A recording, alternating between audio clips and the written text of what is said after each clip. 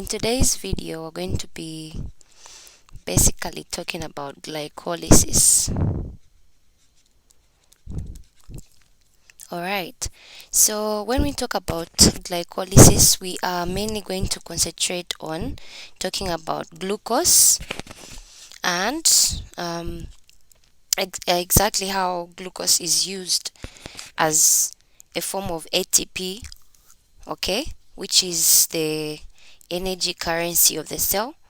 We are also going to talk about the importance of glycolysis. We'll also give the overview of the glycolysis and exactly what is happening. Alright, so that's our main objective of this lesson. Okay, so when we look at glucose, what we are going to notice is that, so I'll give you scenarios, okay, so that you're able to just understand what we're trying to talk about. So the first thing that we talk about is the introduction before we even just go any further. Okay, so in the introduction, we're going to talk about glucose, what's its importance. Okay, first point is that cells are actually dependent. Okay, every cell needs glucose in order for it to function well. The other thing is that cells that lack mitochondria, for instance, tissues such as the brain and of course tissues such as the brain that are under normal conditions cannot use any other metabolic fuels. So when we look at the brain, okay, so the brain depends on glucose. Okay, so this is to tell you that when the brain will not function well. Okay, so glucose is very important because the brain is a very critical organ, and whenever it's low in glucose, it cannot use other alternatives to actually give it energy. That's why it needs glucose. All right, so we've been talking about certain hormones in the body, for instance insulin and glucagon. Okay, so when we talk about these two very important hormones, insulin and glucagon, okay, glucagon, these are very important types of hormones. They actually regulate the concentrations of glucose in the body. All right, so having talked about the importance of glucose, we're just going to talk about a brief explanation about glucose. So this will be our overview, right? Our overview of glycolysis. Okay, so having looked at glucose and its importance, we're going to look at glycolysis. Now, glycolysis, take note of these very important points. All right, glycolysis can occur under aerobic as well as anaerobic. Okay, so it can occur under aerobic and anaerobic. Okay, so when we talk about aerobic, we're talking about it being used, oxygen being used as a fuel. Okay, whenever it's anaerobic, it means there is no oxygen involved. Okay, in aerobic, oxygen is involved. All right, so we're also going to find out that glycolysis is the first step of respiration. All right, now, so when you look at the whole point of glycolysis, we're trying to use glucose as a source of energy. So glucose originally is a 6 carbon atom. or rather molecule. Okay, so glucose is a 6 carbon molecule. All right, please take note. So looking at it, whenever it undergoes glycolysis, it is split in such a way that it is converted into pyruvate. Okay, so pyruvate is a 3 carbon molecule, and you notice that as it goes through a series of steps, it finally breaks down to pyruvate, which is a 3 carbon molecule. All right, okay, so having said that, we're just going to notice that glucose cannot enter the membrane of the cell by itself. Okay, so we have what we call transporters. GLUT transporters. So what you note is that we have GLUT1, GLUT2, GLUT3, and GLUT4. Okay, so these types of GLUT transporters, we have GLUT1, which is BBB. These are just abbreviations. Then we have GLUT2, we have KLP, GLUT3, we just have P, GLUT4, we have MF or FM. Okay, I think FM is quite catchy and easily remembered. Okay, so if you can remember these letters, like GLUT1 BBB, GLUT2 KLP, GLUT3 P4 FM. So all these are not just letters, they stand for something. So GLUT1 channels, okay, and notice that these GLUT channels, for instance, if this is a cell membrane, right? This is a cell membrane, we have the lipid bilayer, right?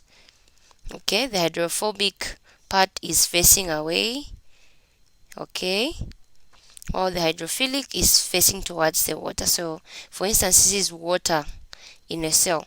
So what you notice is that there are certain gates that we call the GLUTs. Okay, so when you look at GLUT1, okay, GLUT1 is found in the blood-brain barrier. So blood-brain barrier. Okay, the other B is going to stand for a baby. Okay, in this case, we don't usually just call it a baby, we're just going to say a fetus. It's just an easier way for us to remember. Okay, then GLUT2 is going to be found in the kidneys. Okay, where L stands for the liver, and where P stands for the pancreas. Okay, then GLUT3, this P stands for the placenta. So meaning this is the channel that helps glucose to pass through the cell membrane in the placenta. Okay, we have the placenta. Another thing we didn't mention is it also goes in the neurons as well as the kidney. Okay, then FM. So what you notice is that FM can just be like what we call it's an abbreviation. All right, so for GLUT4, the most important thing that I'm going to talk about is actually the fact that it's insulin dependent. Okay, so what you notice is that all these GLUTs, the GLUT1, GLUT2, and GLUT3, they do not depend on insulin. Okay, so that means that whether insulin is in the cell environment or not does not depend on the quantity, or rather the amount of glucose that's actually going to enter the cell. All right, so this is about the GLUT channels. So remember that the GLUT channels help this glucose to just enter through the cell. Okay. The next thing we're going to talk about is that glycolysis has two phases. Okay. So glycolysis has two phases. Okay, so we're going to talk about these two phases in depth. So the first phase is called preparatory phase. Preparatory phase. The second phase is called payoff phase. Okay, so in the next page I'm just going to explain what exactly is the preparatory phase and what's the payoff phase. Okay, so the first phase that I actually mentioned is the preparatory phase. Preparatory phase. Okay, so when we look at glucose, remember we said glucose is a 6-carbon molecule, right? So having looked at this glucose being a 6-carbon molecule, what you're going to notice is that the first 5 reactions, okay, so the first 5 reactions are called preparatory,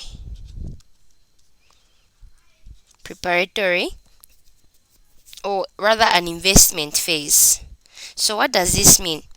So why are they called an investment or rather preparatory? This is because they require the energy.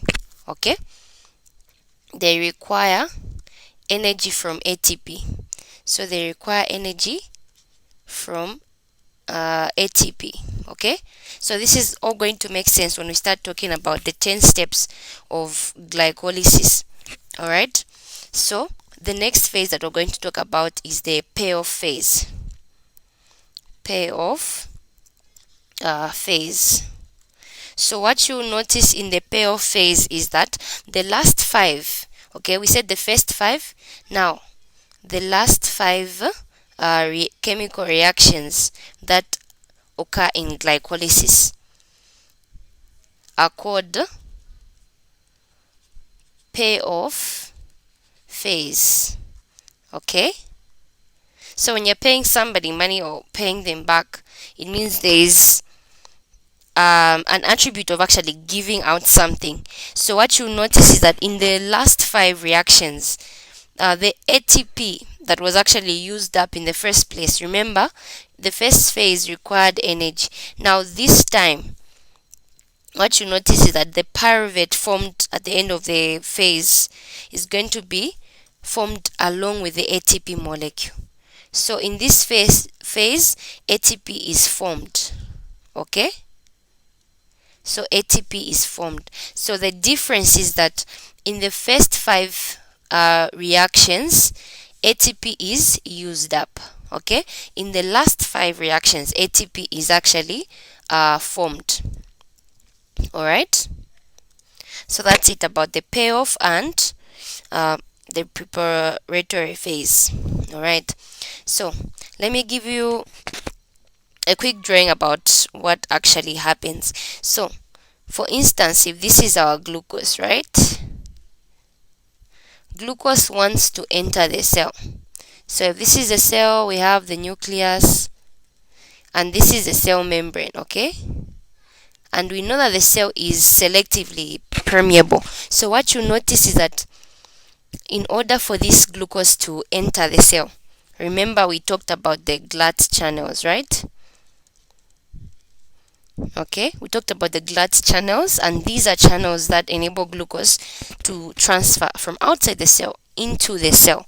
So what you notice is that after glucose is given access to actually go into the cell, okay, so we are now in a case where we have our glucose is in the cell, right? Okay, this is our nucleus. Now once glucose is inside the cell modifies it.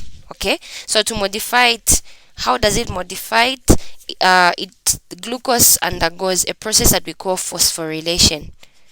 Okay, sorry, this is a P, phosphorylation.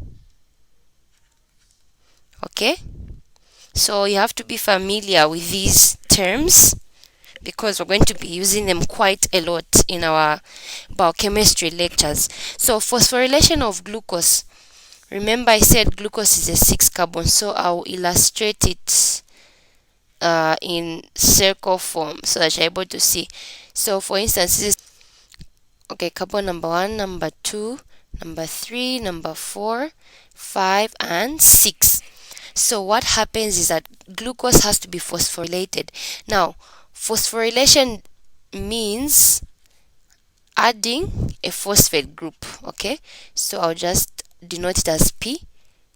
So whenever you add a phosphate group, we say the molecule has been phosphorylated.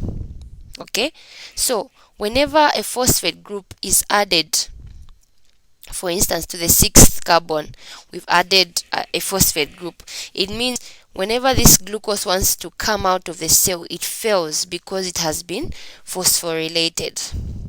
All right, so what happens is that the whole essence of actually phosphorylating glucose is because there are no specific transmembrane carriers. Okay, and what we mean is that there are no carriers that are able to get a glucose that has a phosphate on it. All right, so this means that the glucose is going to be trapped within the cell and it will fail to come out. All right, so glucose is activated by its phosphorylation at the 6th carbon. Okay, so the starting point of glycolysis is actually the addition of this phosphate on the 6th carbon, like you can see over here. That's the first step that's going to occur. All right, now there's an enzyme. So in this series we're also going to talk about enzymes that actually help to speed up these chemical reactions. So there's an enzyme that we call hexokinase. Okay, we also have another one that we call glucokinase. All right, so hexokinase is actually an enzyme that speeds up the chemical reaction that is actually taking place, meaning in order for this phosphate group to be added, it must occur in a way that the reaction is as fast as it can be in order for even a cell to survive. So we have hexokinase, and remember these cells are found in specific places. For instance, when we talk about hexokinase, we find this enzyme in muscles. Okay, while when we talk about glucokinase, it's mostly found in the liver. All right, so hexokinase is the enzyme that speeds up the chemical reaction, okay, of this phosphorylation. Okay, so let me just quickly write up something. So we have our 6 carbon molecule. This is our glucose. Okay, remember it's been phosphorylated and the enzyme used is hexokinase. Okay, remember hexokinase in what? In the muscle. As we have an TQ where they bring both of these. So we also have glucokinase, okay, which is found in the liver. Right. Now what you notice is that this is our first step of glycolysis. Whenever the first step of glycolysis is actually irreversible. So the first step is irreversible. So what does this mean? This means that you cannot go back to your products. Okay, it's a one way. When you come from here, you go to the next. You cannot go from your product back to the reactant, in this, which is our phosphorylated glucose. All right. Now, there's something unique about hexokinase. All right. So hexokinase is actually inhibited by its product. Okay. What do I mean? Okay. So let's just leave some room for this next point. Okay. So remember, first we had to phosphorylate, and whenever we move from this phosphorylated glucose, there is an enzyme that converts this glucose into what call glucose 6 this molecule is actually called glucose 6 phosphate. Glucose 6 phosphate. Okay, why is it called glucose 6 phosphate? It's because on carbon number 6, this is where the phosphate group is attached. So what you notice is that this enzyme, okay, the hexokinase, what you notice is hexokinase is inhibited by its product. Okay, this is a very important thing to note. Okay, why is it important? It's because what they are implying is that whenever glucose is phosphorylated to get glucose 6 phosphate, it is this very product that inhibits the enzyme hexokinase from converting more of free glucose molecules into glucose 6 phosphate. So a perfect example that I can give you is that, all right, in a home, right, if someone cooks food and this food is more than enough,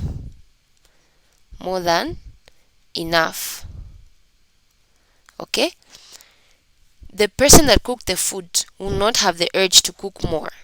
Okay, why is that? It's because the food is more than, meaning the end product, which is the food, is going to inhibit the person from making more. So the same is happening whenever we have more of glucose 6 phosphate. This is normal glucose. Now we have glucose 6 phosphate. Whenever you have more than enough of glucose 6 phosphate, it prevents hexokinase. Okay, it prevents hexokinase enzyme from making more, or rather from being used as an enzyme to make more of 6 phosphate. This is why they're saying the product will inhibit the enzyme from making more of the glucose 6 phosphate. Okay, so when you look at the liver parenchymal cells and beta cells of the pancreas, glucokinase is the predominant enzyme, like we had talked about. Okay, so we mentioned that point. So the next point that we're going to go is step 2. Okay, so step 2 of glycolysis. All right, so remember our glucose was phosphorylated. The next that we're going to do is that firstly we'll start with our previous product, okay, which is this glucose 6 phosphate, right? This is 1 2 3 4 5 6. Okay, next thing is that glucose 6 phosphate is converted into 1 2 3 4 5 6. So glucose 6 phosphate is converted to fructose 6 phosphate. Okay, so this will now be fructose 6 phosphate. All right, so what happens here is that there is what we call isomerization. All right, so isomerization is where there's a change, or rather there's a shift in the way the molecules are arranged within an atom. Okay, So when you look at glucose, let me give you a structural review. When you look at glucose, it has an aldehyde group. Okay? Glucose has what we call an aldehyde group. But when you look at fructose, for instance, if this is your fructose, fructose has what we call a ketone group. Okay? So the difference is that there's a rearrangement. The carbon that was on number 1 is placed on carbon number 2. So we call this process isomerization. Alright? Now, if this process is called isomerization, the enzyme that aids the conversion of glucose 6-phosphate to fructose 6-phosphate, we call it phosphohexose isomerase. Okay, so that's the enzyme phosphohexose isomerase. So phosphohexose isomerase is catalyzing the reaction of glucose 6-phosphate to fructose 6-phosphate. So this is our step 2. Alright, we're now going to go to our next step, which is step 3. So in step 3, remember we had fructose 6-phosphate. Okay, so this is our fructose 6-phosphate. So what you're going to notice is that there is going to be what we call phosphorylation of the fructose 6-phosphate to fructose 1,6 bisphosphate. So what you notice is that the next step is going to be, so remember phosphorylation meaning we're going to use ATP, right? ATP is going to be used. So whenever we rip off a phosphate molecule from ATP, it's converted to what we call ADP. Alright, so ADP plus that inorganic phosphate. Alright, so this inorganic phosphate that you're able to see, this is the phosphate that is added onto the molecule of fructose 6-phosphate. Remember, the 6th carbon was connected to a phosphate. Now this phosphate group, remember we're trying to add on a phosphate, so the phosphate group is going to be added to carbon number 1, so there'll be another phosphate. Hence this molecule is going to be called fructose 1,6 bisphosphate.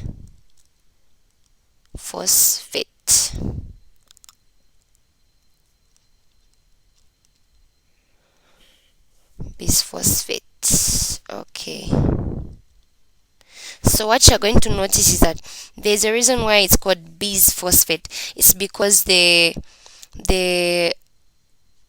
phosphate molecules are far apart. Okay, that's why it's called fructose 1,4 bisphosphate. If you find somewhere it's written biphosphate, it means those two molecules are actually in very close proximity, so they say biphosphate. Okay, so this is why, actually, let me take you back to that point that we said the first 5 reactions are called preparatory phase. So like you can see, we are using ATP, okay, through this process. That's why it's called preparatory phase.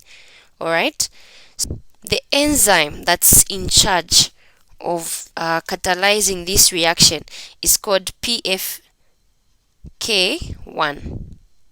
Okay, what does PFK1 stand for? It stands for phosphofructokinase 1. So phosphofructokinase 1. Okay, so phosphofructokinase 1 is the enzyme that is used in this reaction. Alright, so we were talking about PFK1, okay, being the enzyme that catalyzes the process. Alright, so when you look at this PFK1, this is a very important point. The PFK1 reaction is actually irreversible under cellular conditions. So one PFK reaction is irreversible. Okay, and it is called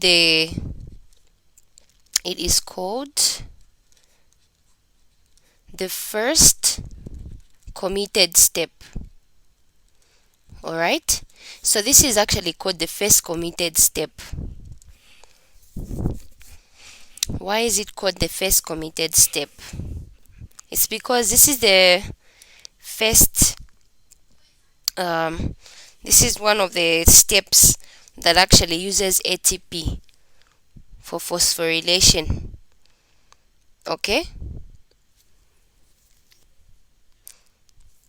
so PFK1 is inhibited allosterically by levels of ATP and citrate. So PFK1 is inhibited, okay, by citrate. So inhibition meaning it's prevented from working further. So it's prevented by citrate and ATP. Remember, the product is the one that actually limits the going further of the chemical reaction. Alright? But however, PFK1 is activated by high concentration of AMP. Okay, so notice two very important points, actually three very important points. One, it's called the first committed step. Two, it's inhibited by citrate and ATP. This is the enzyme, remember. Okay, 3, PFK1 is actually activated by AMP. Alright, we're going to go to our fourth step. Okay, so this is our step 4. So step 4 of glycolysis. So step 4 is going to be cleavage of the fructose 1,6 bisphosphate. So remember, we have our fructose 1, so there's a phosphate group there, and this is fructose 1,6 bisphosphate. So there is a cleavage of this fructose 1,6 bisphosphate. Okay, and the enzyme that's used is called aldolase. So what do we mean by cleavage? For instance, if this is a scissors, right? Sorry, don't mind my drawing. If this is a scissors, so to cleave is just simply to cut something. Okay, whenever something is cut, it is cleaved. So this phosphofructose kinase fructose 1,6 bisphosphate is cleaved. It yields two different molecules. So when it's cleaved, it's cut on the middle. Okay, so it's going to be cut in half. So whenever it's cut, we're going to have two molecules. Okay, so meaning it's been cut, we'll now have two molecules consisting of 3 carbons. Okay, and remember the enzyme is called aldolase. The first molecule is going to be called glyceraldehyde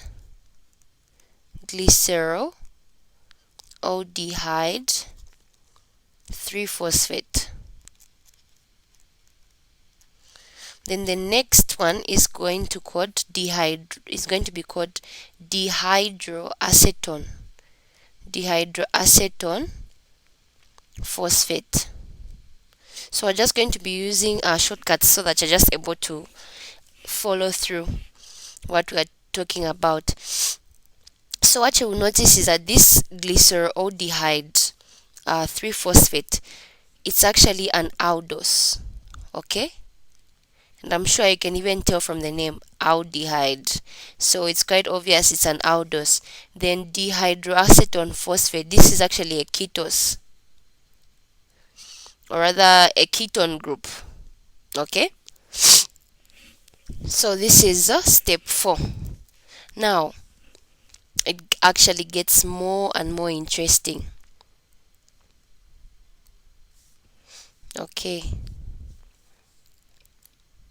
so what we're going to notice is that, okay, so we're now going to our step 5, where it gets more and more interesting. Remember, we have a triose, DHP and G3P, G3P, glyceraldehyde 3-phosphate.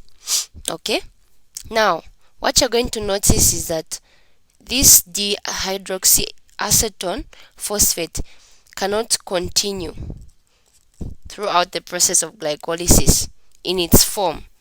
Okay, it has to be converted to glyceraldehyde 3-phosphate. Why is that? When you look at an aldose, or rather aldehyde can easily react. Okay, why is that? It's because the group, the chemical group, is more exposed to the outside. Unlike the dihydroxyacetone phosphate, the group is quite hidden within the molecule. So you find that the dihydroxyacetone phosphate has to be converted to G3P in order for glycolysis to continue. So what we'll notice is that, one, we'll have this glyceraldehyde, it will continue undergoing modification until we reach pyruvate. Okay, and produce ATP, of course, which is the goal.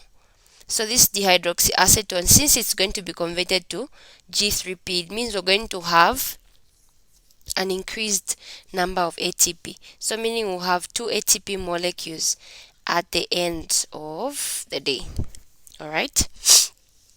Okay, so now in order for this glyceraldehyde 3-phosphate to be converted from this, there's an enzyme that we call triose phosphate isomerase. So this is triose phosphate isomerase. Okay, so this triose phosphate isomerase converts this dihydroxyacetone phosphate to glyceraldehyde 3-phosphate. Alright, so the isomerization results into the net production of 2 molecules of glyceraldehyde 3-phosphate. Okay, we're going to have 2 molecules of glyceraldehyde, because remember this one has been converted to glyceraldehyde 3-phosphate. Okay, so what the next thing that we're going to encounter now is our step 6. Okay, don't worry about the steps or the enzymes. At the end, we are just going to give an overview of everything that has actually been talked about.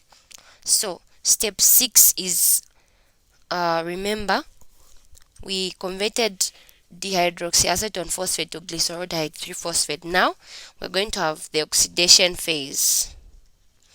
And remember, this is step 6 is the only step with oxidation. So this is the oxidation phase. Okay, so what happens is that our G3P, remember glyceraldehyde 3-phosphate, undergoes a special chemical reaction. Okay, so this glyceraldehyde 3-phosphate is going to be converted to 1,3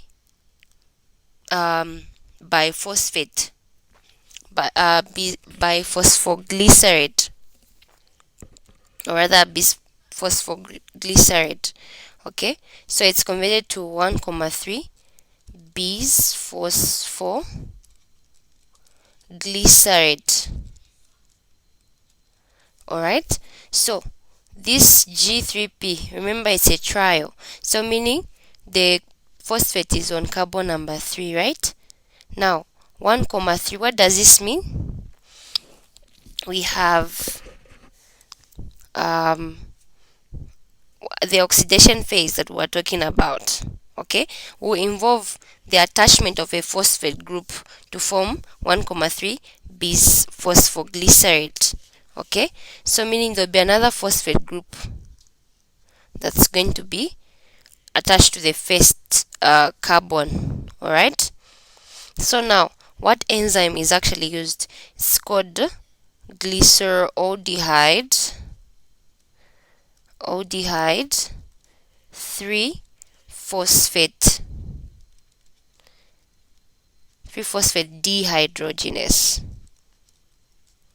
dehydrogenase. So what you notice is that there is a hydride is going to be removed. Okay, we have what we call NAD plus. Whenever NAD plus gets a hydrogen molecule, it's going to be converted to NADH. Okay, so whenever this hydride molecule is ripped off, this is the oxidation phase, and whenever you see this reaction, wherever, the enzyme will always be followed by this name that we are calling dehydrogenase. Okay, so this is the only oxidation phase, oxidation reduction reaction in the process. Okay, so we're going to now go to actually we're still talking about stage 6. We're just going to mention some special things about it. So there's a disease we call hyperglycemia.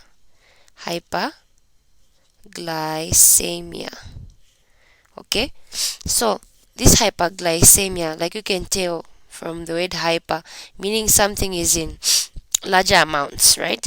Now this hyperglycemia, it inhibits glyceraldehyde G3P, the glyceraldehyde dehydrogenase, so it inhibits the enzyme dehydrogenase.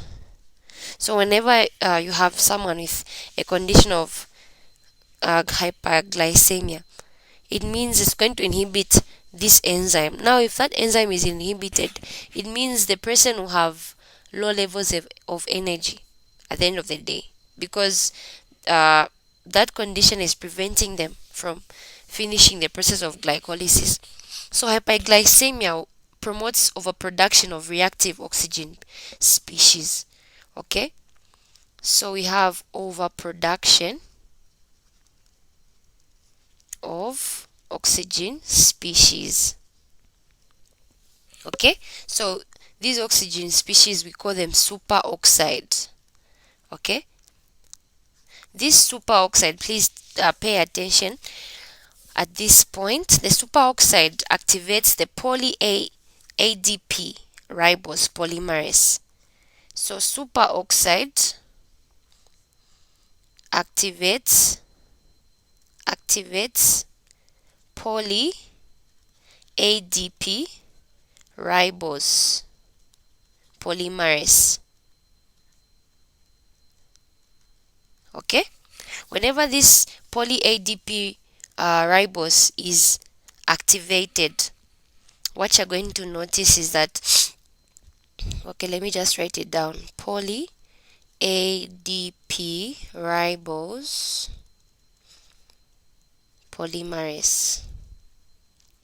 Okay, so this poly ADP ribose polymerase, it adds multiple ADP ribose molecules. Okay, so there's a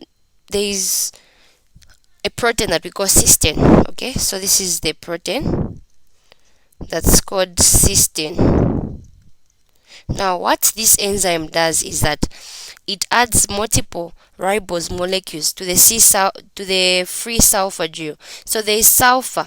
Whenever you hear the word sulfur drill, sorry. So when you see this word,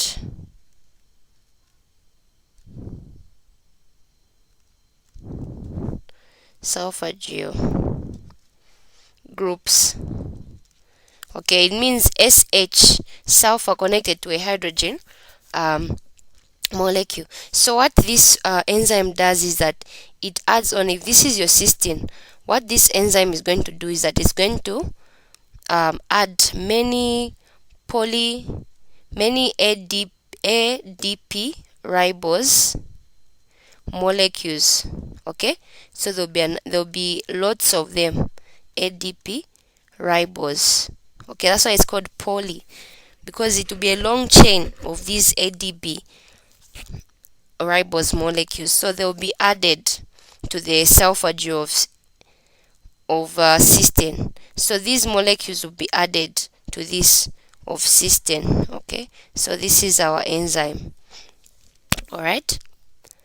So what does this mean? Whenever this process happens, this is what causes inhibition. So this causes inhibition of glyceroldehyde, so G3P dehydrogenase. Okay, so this is it about stage 6. So the next thing we're going to talk about is step 7.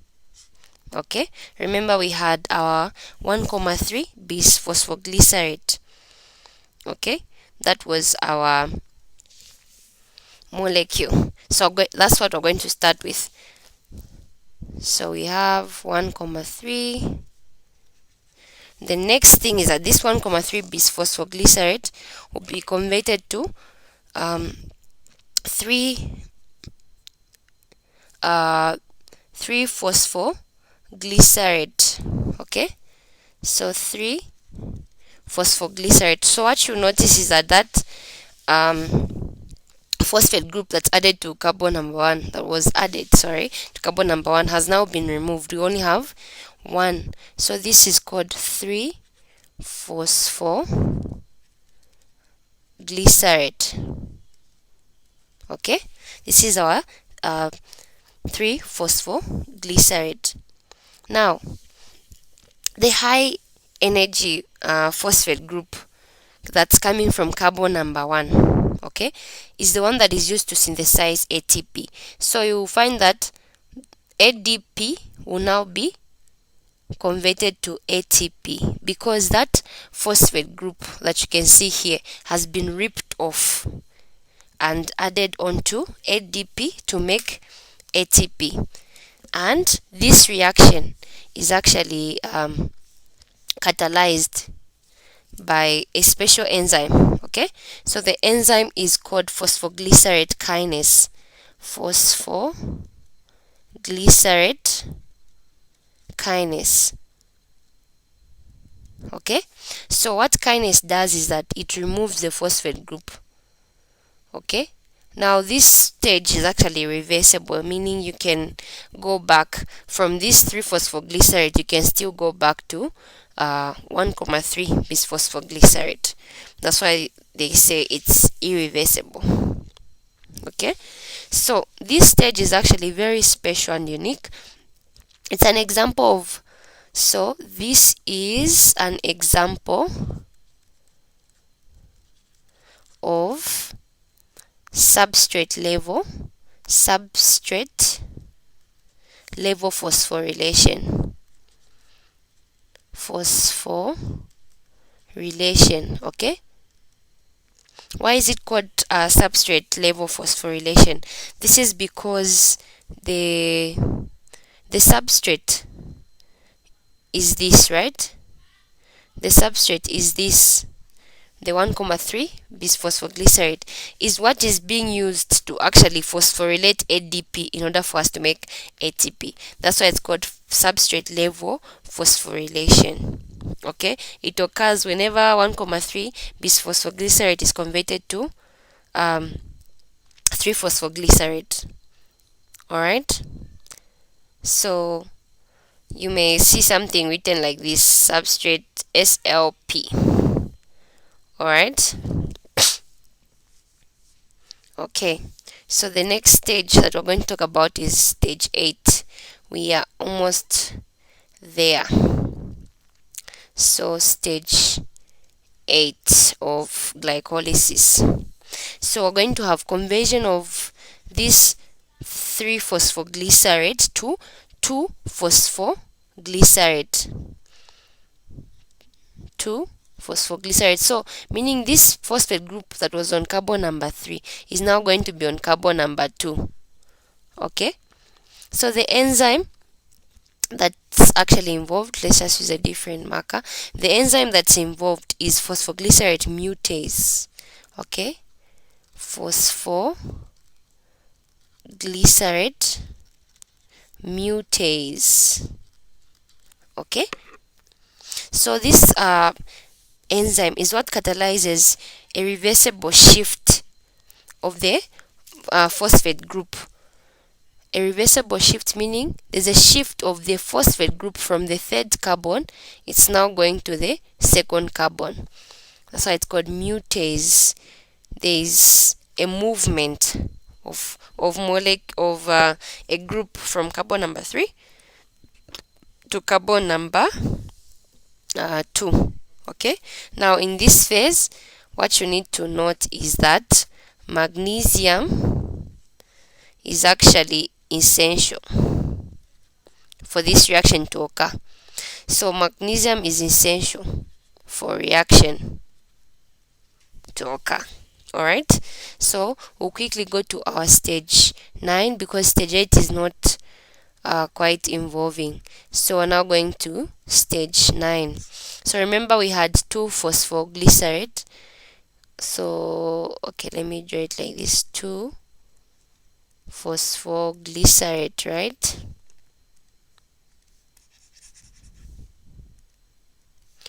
So we have phosphate group on carbon number 2. So this 2-phosphoglycerate is now going to be converted into a molecule that we call phosphoenolpyruvate. Okay, there is an issue of water being released and whatnot. So water is going to be released in this process, and the enzyme that's going to be used is enolase. Okay, remember the product is phosphoenolpyruvate. Okay, now what you're going to notice is that there is a mineral that we call fluoride. It's actually also found in toothpaste. Fluoride is an inhibitor of enolase. So fluoride inhibits enolase. Okay, so meaning instead of enolase converting this molecule to 2-phosphoglycerate,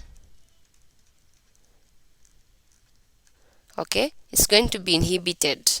Instead of it being converted from 2-phosphoglycerate to phosphoenolpyruvate, fluoride is able to actually prevent that process. Okay, so now we're going to go to our step 10, our final step in glycolysis. So remember, glycolysis has 10 very important steps. Okay, this step is going to be from phosphoenolpyruvate, it's going to be converted finally to pyruvate. Okay, pyruvate is also a 3-carbon molecule, remember. Okay, now the last step is going to be involving the transfer of the phosphoryl group from the phosphoenolpyruvate to ADP. So this is phosphoenolpyruvate, right? There'll be a transfer of the phosphate group from this group.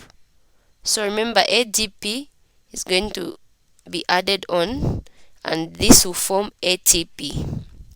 Alright, so I'm sure if you are counting, you now know that now we have 2 molecules of ATP. Alright, we have 2 molecules of ATP. Now, what you need to remember is that, remember, glyceraldehyde, there will be 2 molecules of glyceraldehyde, G3P. Okay, so if one molecule of glyceraldehyde 3-phosphate produces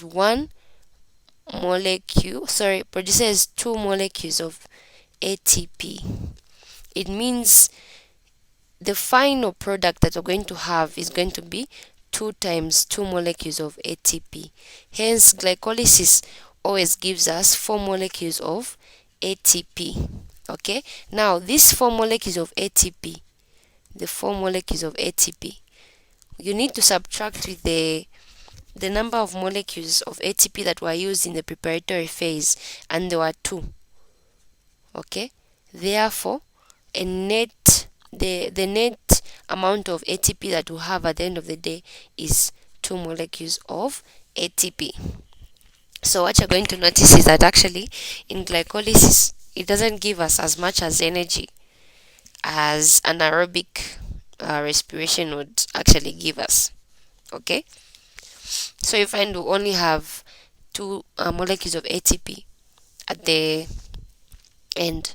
So this is just some basic math that we are trying to do, and to see the products that we're actually going to have. So this is our pyruvate, our final step.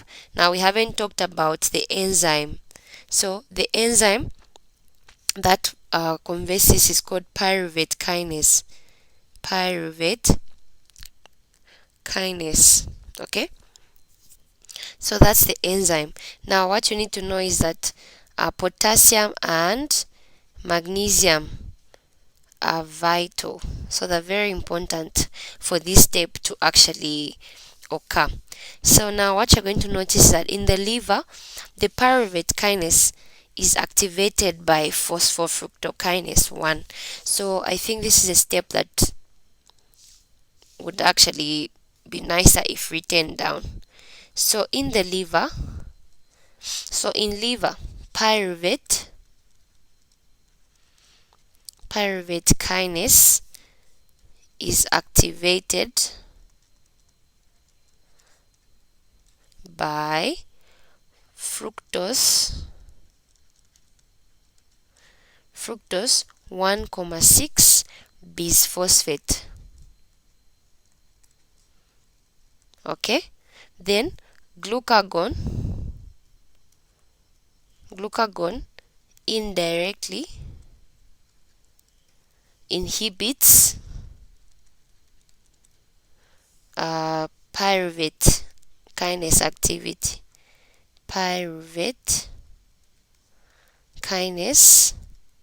activity.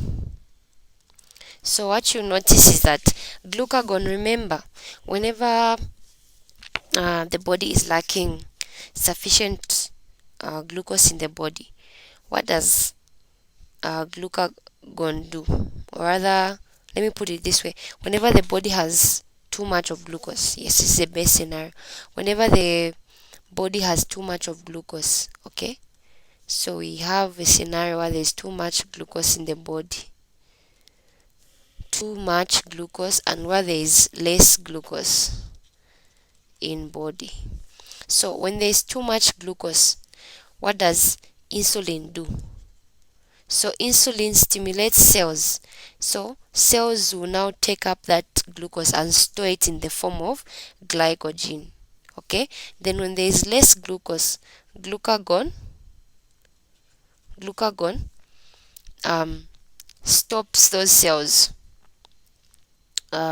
Or rather, let me put it this way: what glucagon does is that it enables those cells to release the glycogen and convert it back to glucose, so that the body can have enough glucose now. Alright, Okay, so when you look at this scenario where they said glucagon inhibits pyruvate kinase.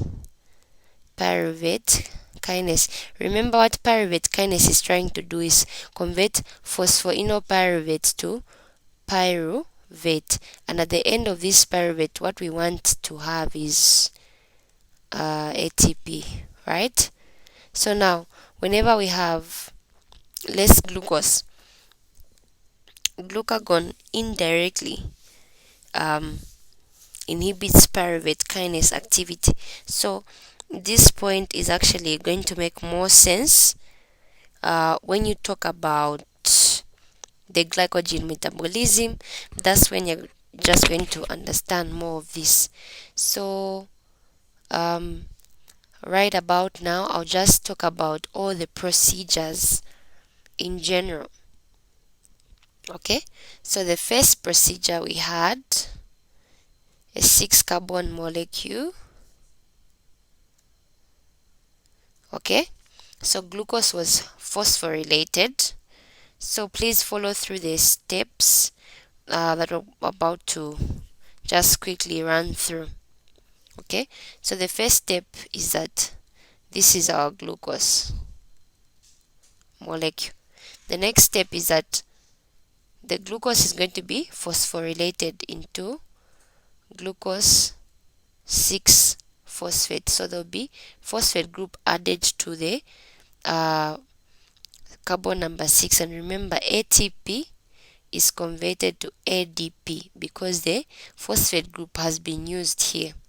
Okay, remember our enzyme is hexokinase and glucokinase respectively, which is found in the liver, this one in muscles. Okay, from glucose 6 phosphate we're going to have fructose 6 phosphate. Okay, so there will be isomerization that's just going to occur. Now in this isomerization we'll also notice that there is ATP being used, okay, and it's being converted to ADP. Alright, so this is fructose 6 phosphate. So the phosphate group is still number 6, but there is an isomerization. So this fructose 6 phosphate is going to be converted to fructose 1,6 bisphosphate.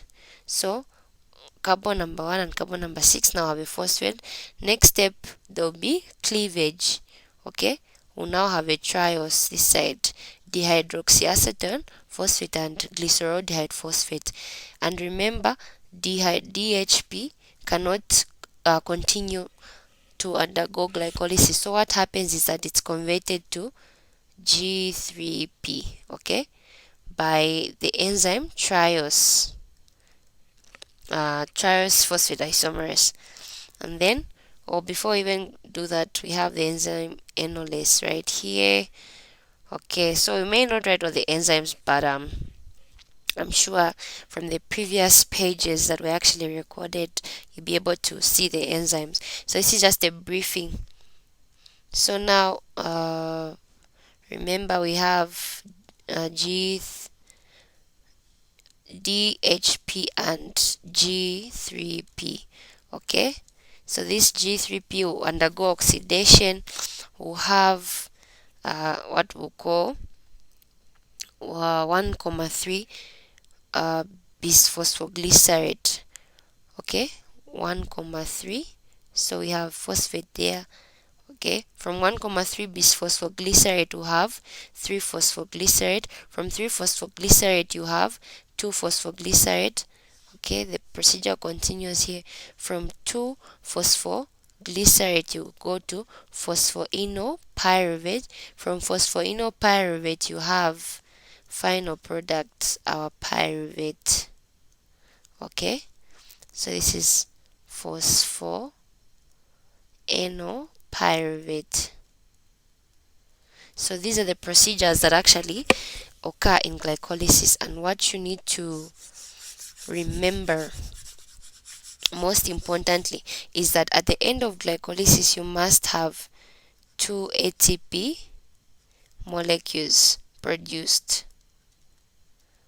Okay, you have two molecules of ATP that are just going to be produced in these reactions. All right, so this is about glycolysis. Hope you enjoyed the class.